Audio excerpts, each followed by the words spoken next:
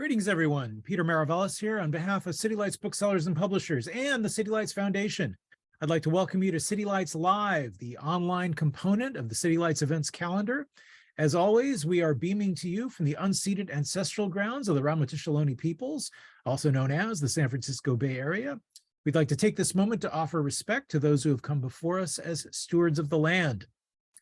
As part of our commemorating Black History Month here at City Lights, we celebrate tonight a figure whose influence on the socio-political landscape in this country paved the way for successive progressive change and opened up the possibilities of transforming political power into a broadly democratic force.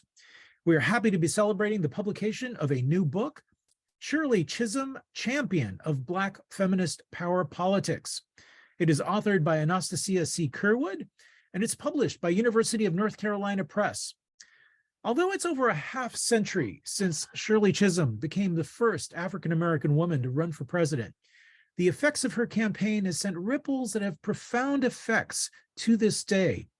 Anastasia C. Curwood performs a comprehensive exploration of the life and work of a figure whose influence has championed feminist movements, movements for social change, and opened up the way for the current wave of activists and politicians changing the face of the political landscape. Anastasia C. Curwood is Associate Professor of History and Director of African American and Africana Studies at the University of Kentucky. She is the author of Stormy Weather, Middle-Class African American Marriages Between the Two World Wars. Before we begin, I would like to let you know that we'll be posting links in the chat function of your Zoom dashboard with which you may purchase copies of Shirley Chisholm, Champion of Black Feminist Power Politics. We'll also be featuring a Q&A at the end of Professor Curwood's presentation. So I'd like to encourage you all, please post your questions and comments in that chat function from where we will retrieve them. And Professor will be happy to answer your questions, comments. Join us now in offering a welcome to Anastasia C. Curwood. Welcome to City Lights. Thank you. I'm delighted to be here.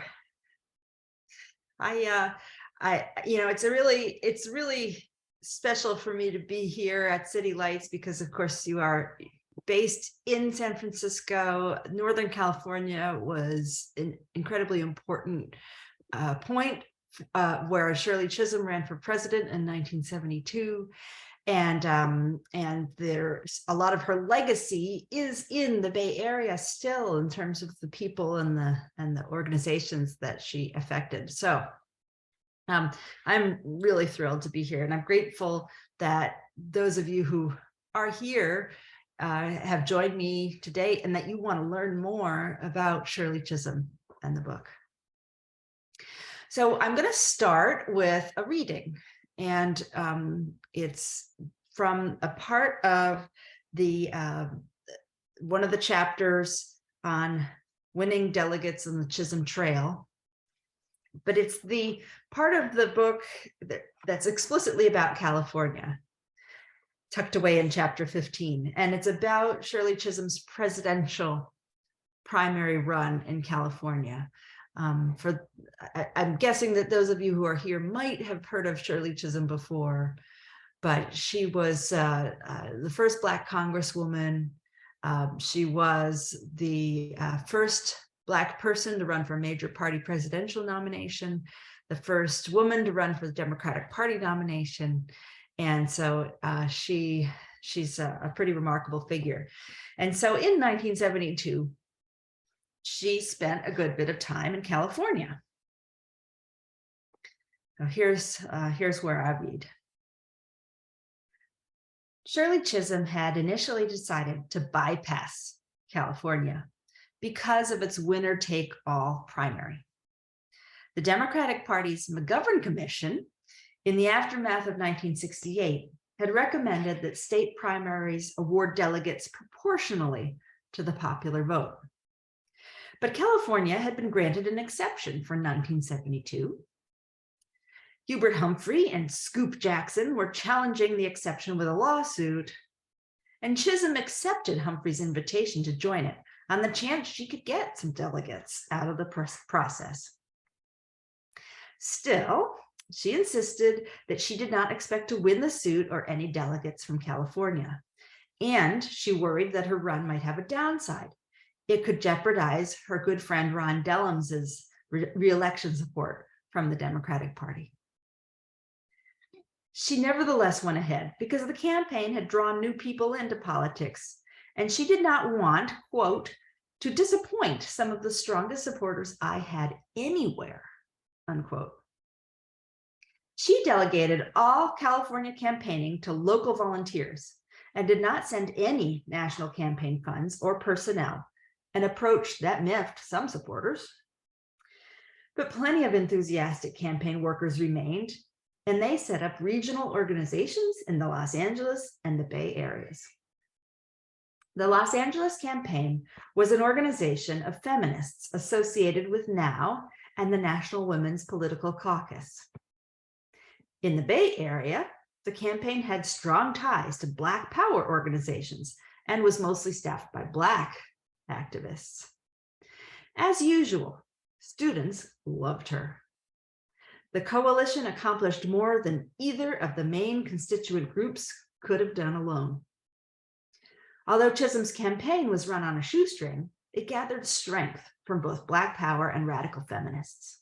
Chisholm's fiery, extemporaneous speeches, tempered by her sharp sense of humor, offered hope in the aftermath of assassinations and years of Vietnam. In terms of energizing Black voters, there was a lot to gain in the state.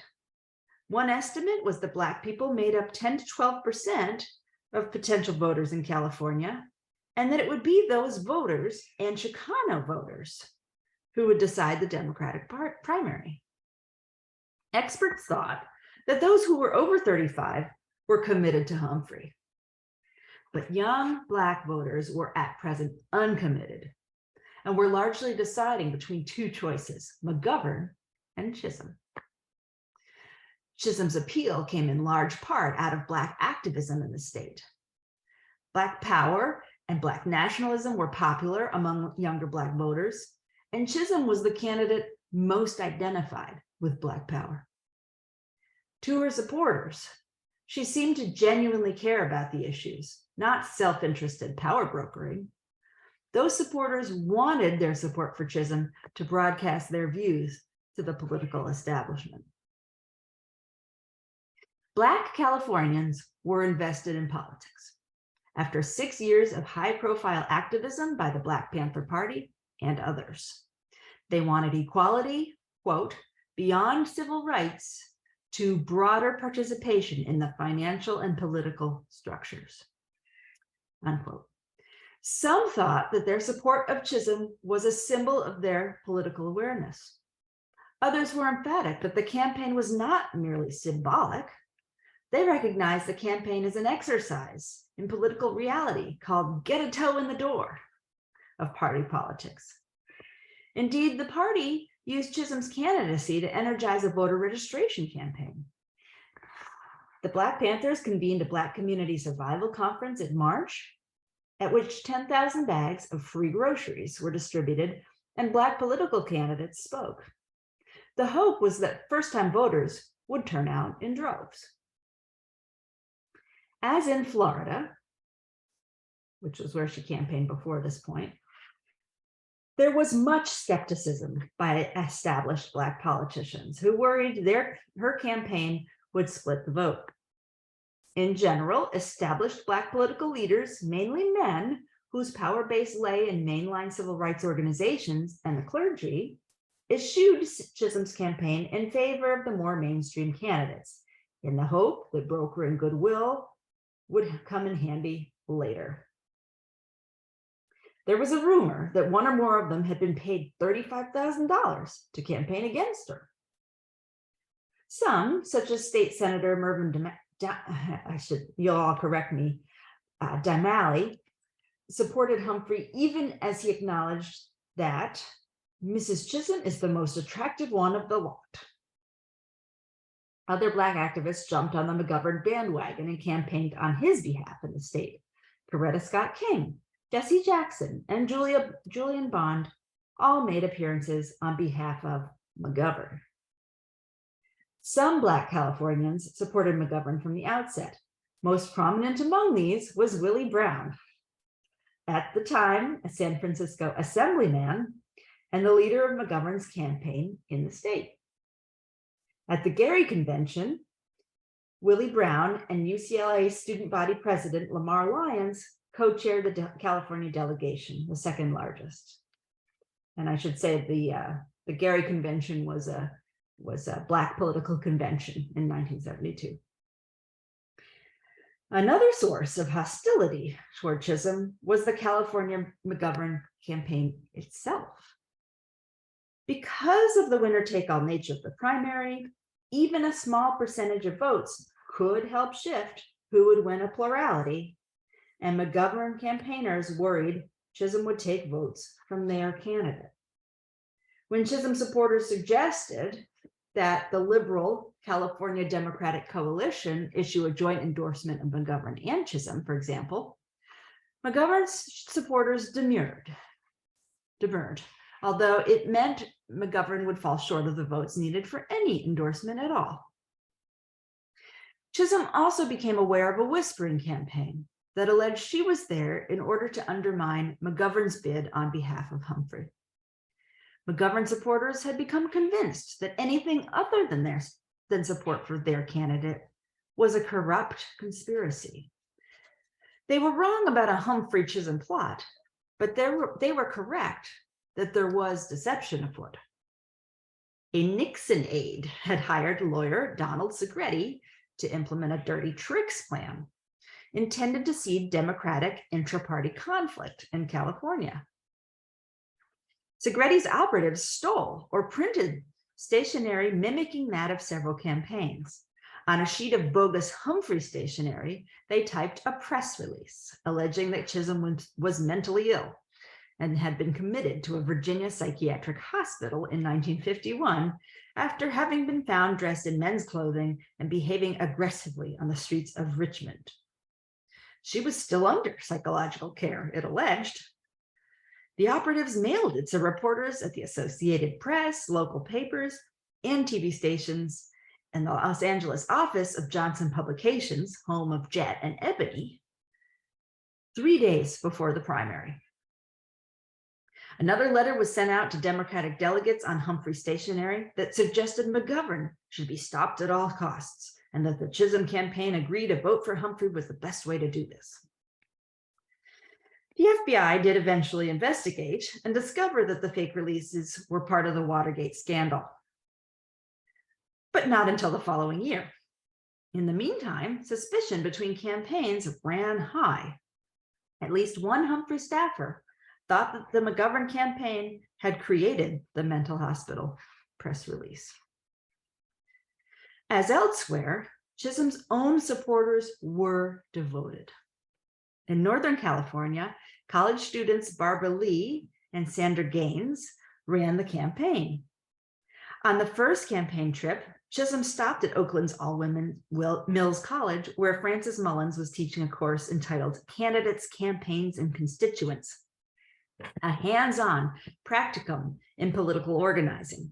Lee and Gaines, both single mothers and juniors at the college, were two of the students in the course. Gaines was raising 3 sons and had won a Ford Fellowship to attend college. Lee was president of the Black Students Union and was also a community worker for the Black Panther Party. She was fundraising, handing out flyers, and working in the party's school. Chisholm had been invited by the Black Students Union to give a speech, and Lee and Gaines attended. Lee had previously feared she would fail Mullins's course because she was not interested in any of the candidates she knew of, Muskie, McGovern, or Humphrey. The issues that Lee cared about were aligned with Black feminist power: access to daycare, good housing, healthcare, education. When Chisholm spoke, Lee discovered that not only was Chisholm fighting for the things Lee cared about, but also that the congresswoman was running for president. At the conclusion of the speech, the awestruck Lee approached the candidate. Chisholm recalled being approached by this little Black girl who appeared younger than her 19 or 20 years, wanting to start a campaign organization for Chisholm. Not having paid staff, Chisholm could not be choosy. She agreed to allow Lee to proceed. Lee herself recalled that she asked Chisholm where she could start and who she could call. "My dear," the congresswoman said, "the first thing you must do is register to vote." Then she explained the constraints. "If you really believe in me and believe in what I stand for, you'll go out and make it happen. We don't have a lot of money. We don't have a national campaign. And so for those who care about me, we go out and do it." Undeterred, Lee created a campaign.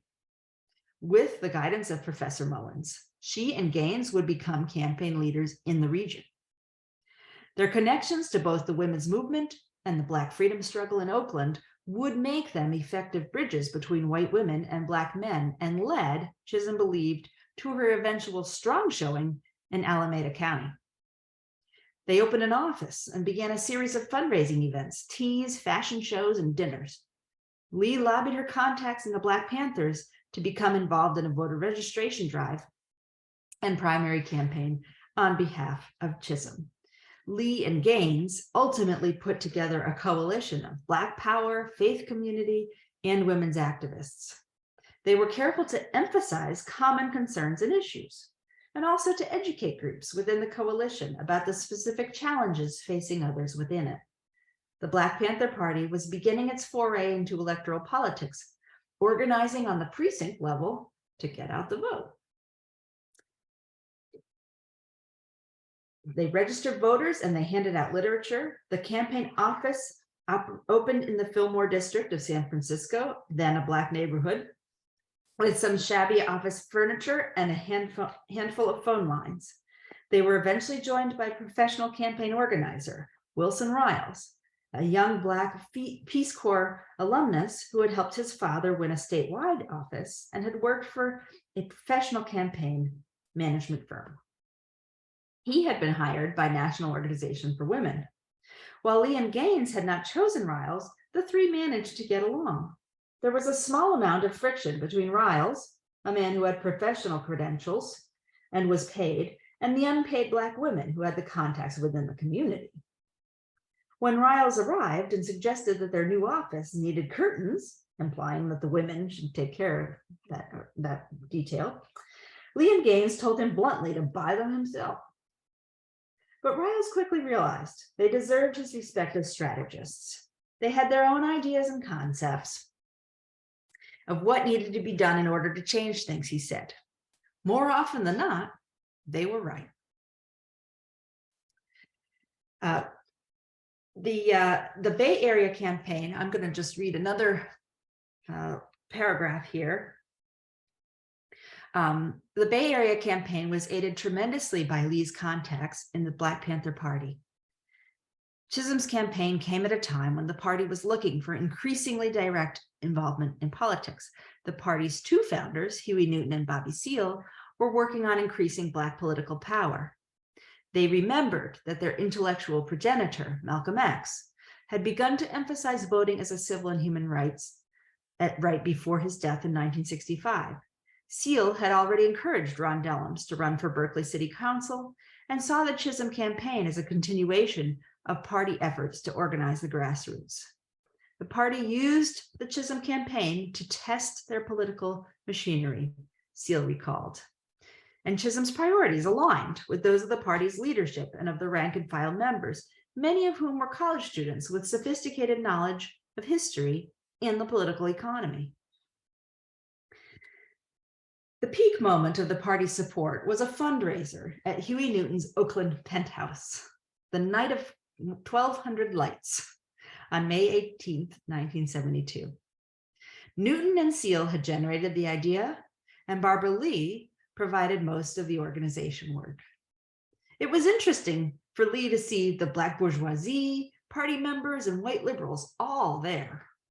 Just over 60 non-paying dignitaries attended, including Ron Dellums, while about 70 supporters paid their way, including a large group from the Mills College Black Student Union. The night was magical, with the lights of the city spread out below. The presence of the Secret Service presented a dilemma because the party and the Secret Service mutually distrusted each other.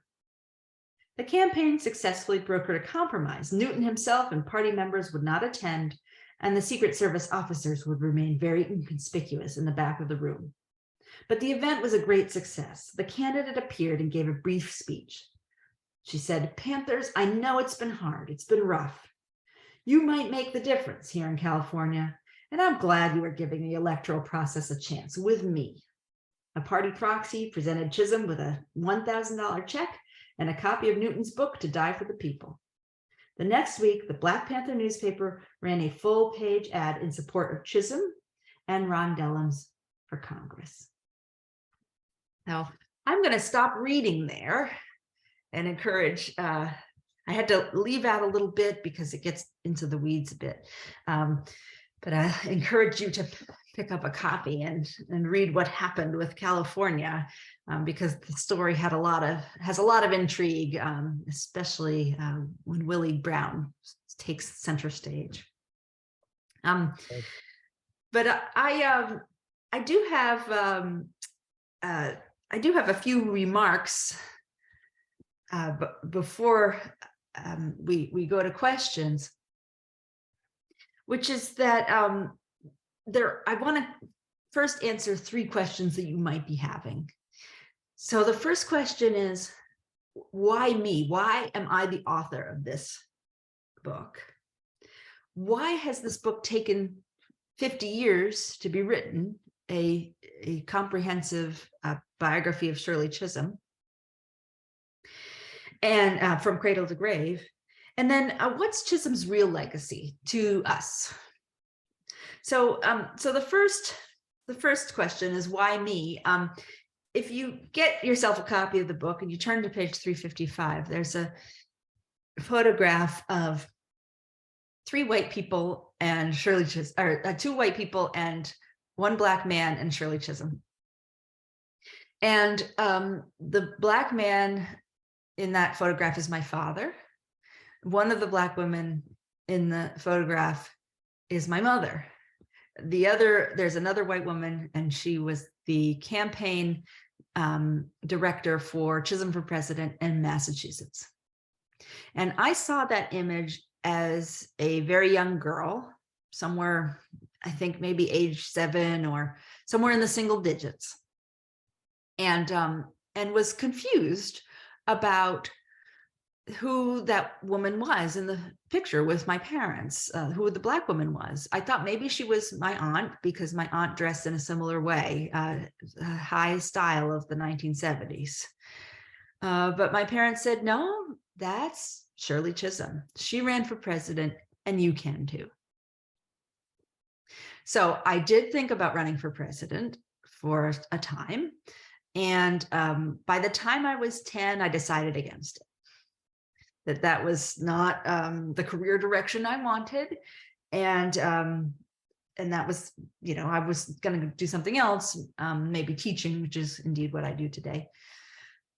But the fact of the matter is that I was aware of Shirley Chisholm from a young age, and in a really personal way, and in a way that that made me think, as a young Black girl, that I could run for president. And I just took that for granted growing up, that Black girls can run for president.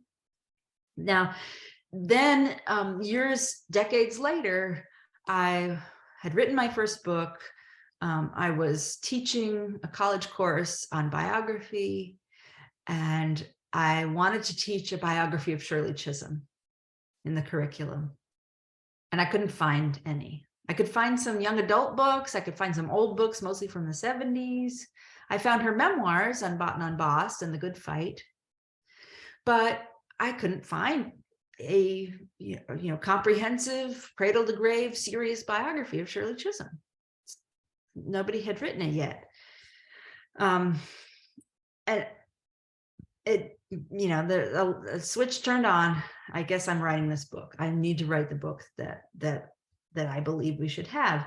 And why was there no book? Why has it taken so long? At the time that I was looking for this biography, Chisholm had been deceased for 2 or 3 years. She died in 2005. And so then there's an opportunity to write a biography of Chisholm. but nobody had written it. And in the 15 years since I decided that I was going to write this biography, the only major biography, there have been no cradle to grave biographies, and there's been one college textbook biography published. It's remarkable to me. So it took me a long time to write the book because I am an academic. I teach during the day. I've also been doing a lot of academic administration. I changed jobs. And I'm also just slow. I'm just a slow writer. And conceptualizing the book was really challenging too. But here's the thing is I could have been scooped over the last 15 years. Why was I not scooped? Why did nobody decide to write this serious biography of Chisholm? So I have a couple of thoughts about that.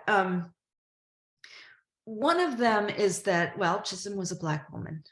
And we know that Black women are very, very underrepresented as subjects of biography. This is a fact. And is it, interestingly, there has been a wave of Black women's biographers in the last 20, 25 years, including my graduate mentor, herself a daughter of the Bay Area, Nell Irvin Painter. There's now a Black women's biography collective that I'm a part of. And so it's growing, but still Black women's lives tend to be seen as apart or less relevant or specialized. And Chisholm's life has actually taught me the opposite, that her vantage point at the margins helped her bring democracy to the center and have relevance to a broad group. So yes, okay. Black women are underrepresented, but here's the other thing is that I think Chisholm is deeply symbolic, that people see her as powerful and inspirational, but not necessarily as human. She magically appears in collective memory in 1972, or maybe 1969 when she got elected to Congress. But as far as having a life, having a career in politics for 30 years, having 80 years of life, Chisholm the person is not very well known, but Chisholm the person is even more interesting than Chisholm the symbol. She was savvy, she was ambitious, she knew how to bring people together. She was a brilliant strategist. She was also a daughter, a wife twice, a sister, a mentor, a dancer, and a very flawed and very complex human being. I should say a flawed and very complex human being. She was not unusually flawed compared to the rest of us. So that's why I think it's really hard for us to humanize our heroes. And I think that's why it took so long for this book to appear. So the last question that I ask myself to then answer for you all, let me take a sip here, is what is Chisholm's lasting legacy to us? To all of us here in this program and to us as a polity in the United States and us as a global community. Okay, so first of all, inspiration, no doubt. As she was inspiring to me as a young girl, and she's inspiring to the Black girls to whom I've dedicated the book. That to see oneself and reflected at the highest levels of American politics, that is very powerful. And so that inspiration is incredibly important and cannot be underestimated.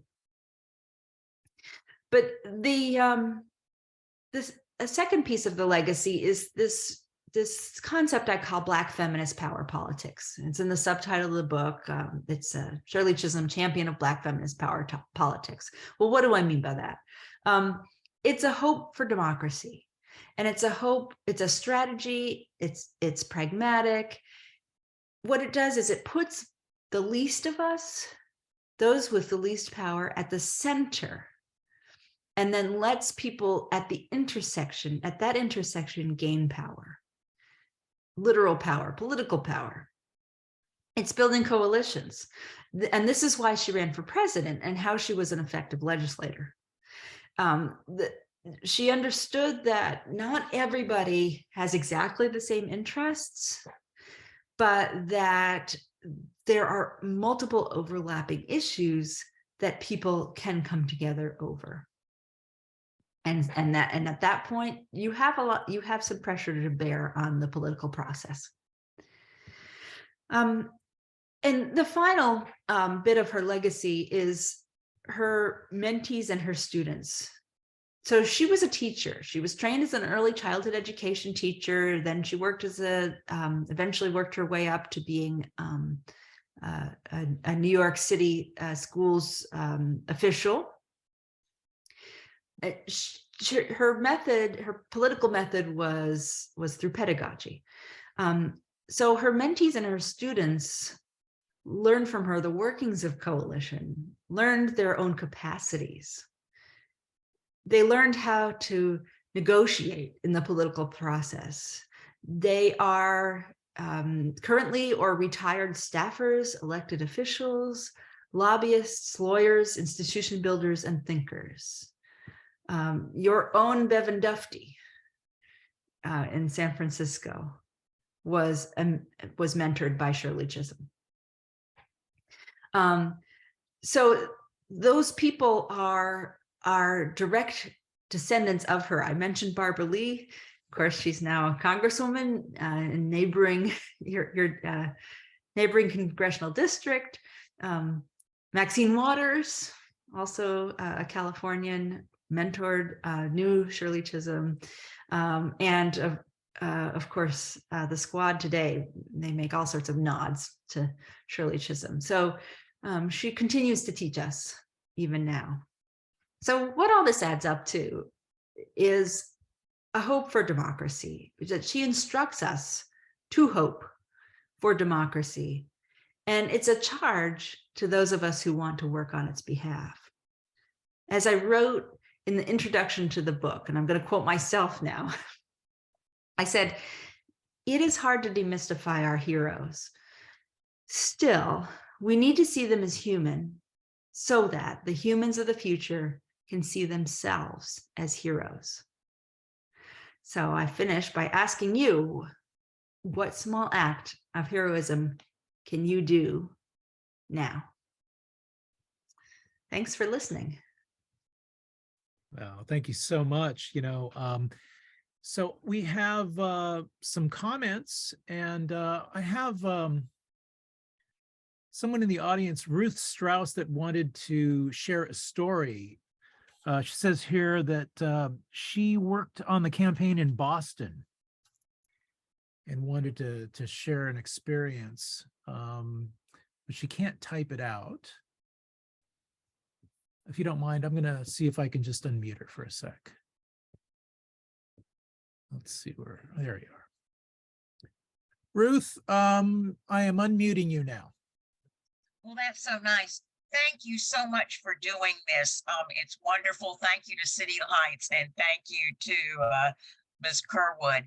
I don't remember exactly how I got involved in her campaign, but I was a senior in college, and I was so impressed by her. And somehow I wormed my way into being close to her and being in her motorcade in Boston. I can remember people driving very fast around all those rotaries, but she was so wonderful and inspirational. And I appreciate your talking about this party that went on with Huey Newton and his penthouse. And it reminded me, I don't know whether you know this book, but it was by Tom Wolfe, and it was called Radical Chic and Meow Meowing the Flatcatchers. And it was so hysterical, but it was about all these rich Upper West Side New Yorkers, partying with the young lords and all of that. And your description reminded me of that. So I love your book already. What I wanted to ask you is, and you may have already said this, or you obviously probably address it in the book, but what I can't understand is this woman had such a ring of truth. I mean, she was so genuine compared to all the other people who were running, and powerful, dynamic, but mostly just such an air of truth and articulateness of the problems of the time. Do you think that the reason she didn't get more traction is because she was a Black, because she was a woman, because she was a Black woman, or, you know, what?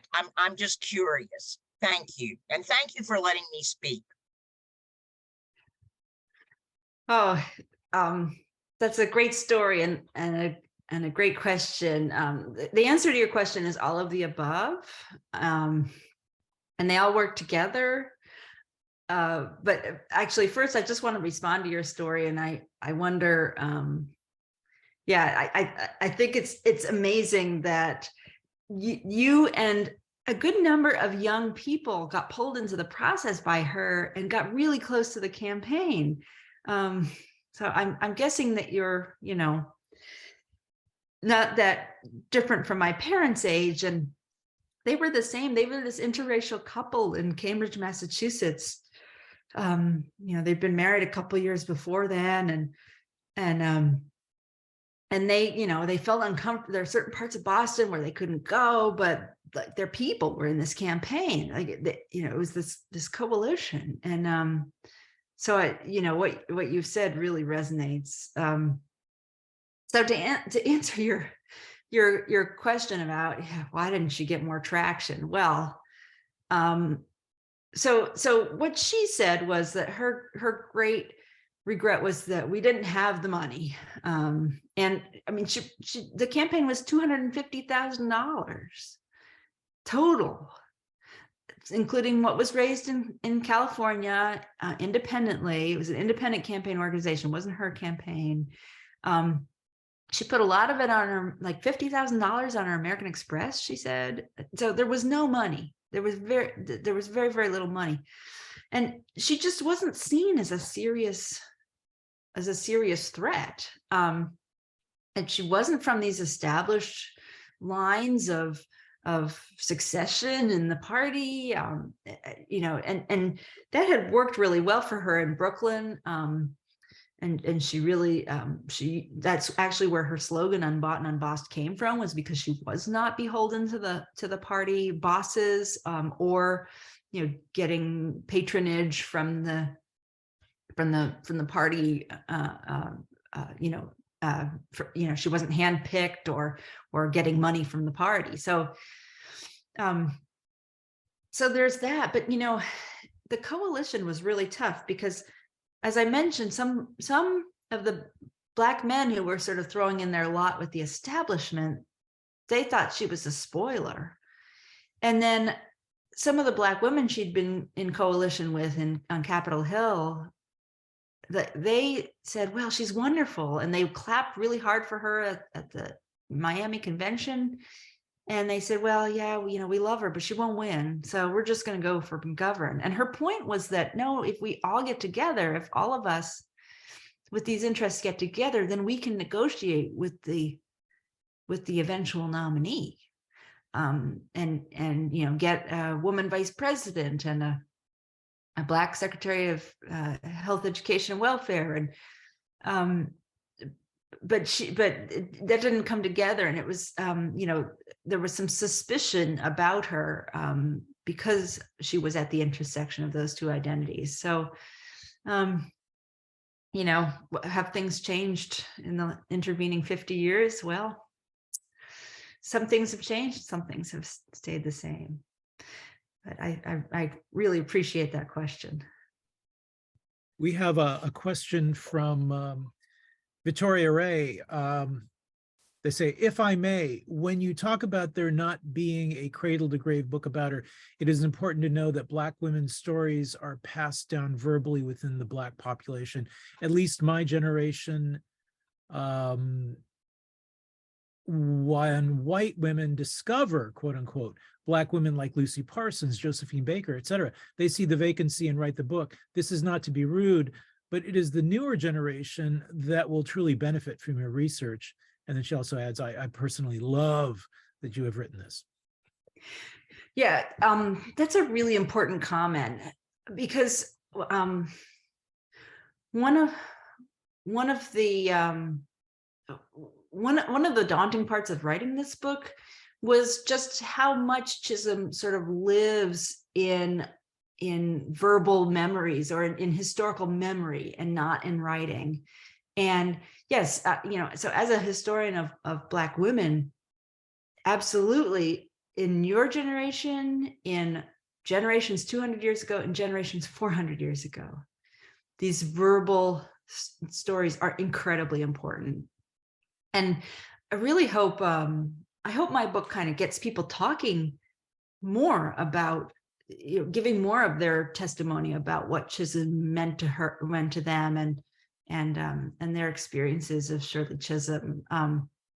So I see the need for a both and, the space for Black women in particular to be telling their stories about what Chisholm means, and for this future generations to have this historical record through a published book, through it's a crossover book, but it's with an academic press and it's written by an academic. So I really feel like that's both and are important, that we need to keep her memory alive within us, even as we publish these formal books about her. So we still have time for more questions. So everybody, please do post them in the chat. I would like to pose a question about what your methodology was in putting this together. I mean, how did you structure this much information? Because there is so much going on. There is just layers and layers of history here. Oh, Lord. Yeah. Well, this is a reason it took 15 years to do it.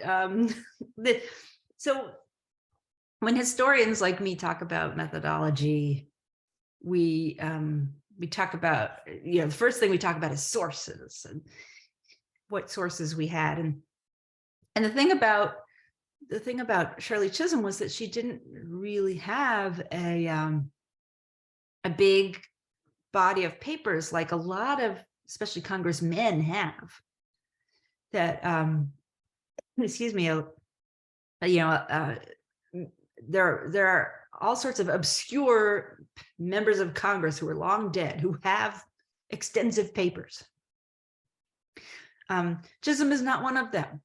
She has a very small collection of papers at Rutgers University that kind of got acquired with, sort of through luck, that she was there giving a talk and the archivist invited her to deposit her papers, and she did, thank goodness. But it's only a small fraction of really what she would have produced as a congresswoman. And she didn't give them everything. And a couple of other folks who worked with her did supplement the collection with their own documents. So that's very helpful. Then there's a collection of documents at Brooklyn College, which was Chisholm's alma mater. She was from Brooklyn, represented Brooklyn. And the filmmaker Shala Lynch made this wonderful film about Chisholm, and it was released in 2005. And she did hours and hours of interviews with people who knew Chisholm or people who were there during the campaign. And she could only use, a few minutes of each in the film, but there's just this gold mine of interviews. And so here we are back at kind of oral history and memory of people talking about what their experiences were. In that set of papers was really important to me. A breakthrough came when I was able to visit Chisholm's house in Florida. She retired to Florida, and she was in a house. She owned a house when she died, so her office is still there, and I was able to consult some of the files in that office. And again, as some of those were incredibly helpful, scrapbooks from the presidential campaign. Just brilliant. But it was clear that her personal correspondence was gone. I never found it. And, people in the 20th century, before we had email, they had reams and reams of personal correspondence. It was gone. It's just gone. And I don't know if it exists anywhere or if it's been thrown out somewhere. So I really had to deal with that methodology and those sources, and then try to cobble together others. So I had to do some oral histories with people who knew Chisholm. And then I had to make sense of it. So how did I put all this information together? I actually wrote this in a very nonlinear fashion, that when I got bits of information, I would just write them. I would just write kind of what I thought about them. And I had all these bits of writing that then I had to kind of arrange into the right order. But that was, the process was, I actually started with what became chapter 8 of the book or something like that when I first started writing. So I did not start at the cradle. I started in middle age, wrote my way out from there.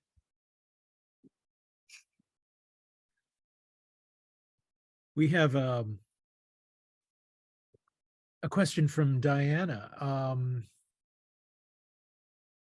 Thanks so much for this great talk and for the 15 years of work you did to tell Shirley Chisholm's story. I wonder if you know anything about the biopic Shirley that Netflix is making with Oscar winner Regina King.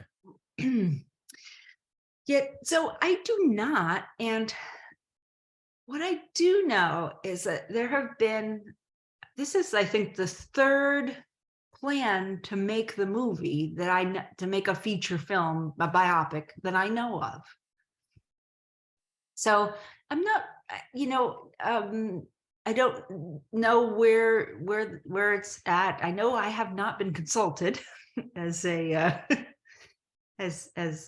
historical expert. And it's interesting because a lot of what has been known about Chisholm is from her memoirs, Unbought and Unbossed and The Good Fight, and they're great reads, and they are not 100% true, because anyone who has thought about memoir or autobiography knows that people are not always the most reliable narrators of their own lives. And there are a few details that are a bit perplexing that Chisholm either puts in or leaves out that just didn't happen that way.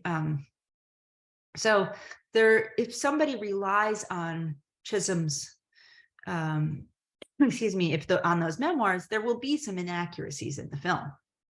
Doesn't matter. It's a good story, so maybe it doesn't matter.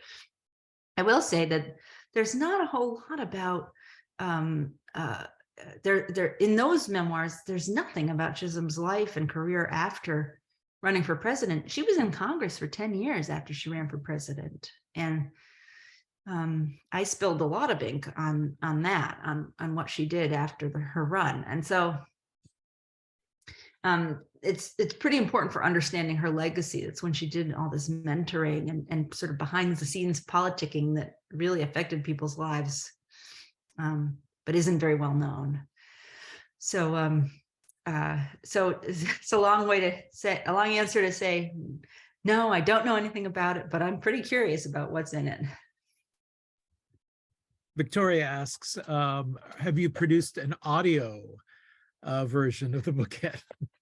Yes, there's a wonderful Audible has it. It's on Audible, and the narrator Gina Daniels is fantastic. I when they were producing it, they sent me 4 different people auditioning, and the minute I heard her voice, I was like, oh, that's Shirley Chisholm. Like that's the one who should read the book. So yeah.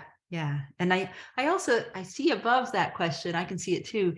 Dr. Walida Imrisha would be in, and she, who's a scholar of the Black Panthers, that she would be interested in this. She's very welcome to get in touch. It's easy to find me. Just Google Curwood, University of Kentucky, and you'll find me. My email's there. Well, we find ourselves reaching the top of the hour, and I really want to take this moment to thank you so much for this really wonderful, very important book and this wonderful presentation. Also want to thank everyone for joining us tonight. I have posted links in the chat with which you may purchase copies of both Shirley Chisholm and also Stormy Weather. Also want to mention that tonight's event has been made possible by support from the City Lights Foundation, continuing the legacy of our founder, the late Lawrence Ferlinghetti, through public events like this one, a publishing program, and educational outreach, all dedicated to sustaining a vibrant community of readers, writers, and independent thinkers. So thank you all so very, very much. Wish you the best for the evening. Please take care. We hope to see you soon. It's been such a pleasure to talk to you. This has been a fabulous, engaged audience. And thank you so much for wanting to know more about Shirley Chisholm.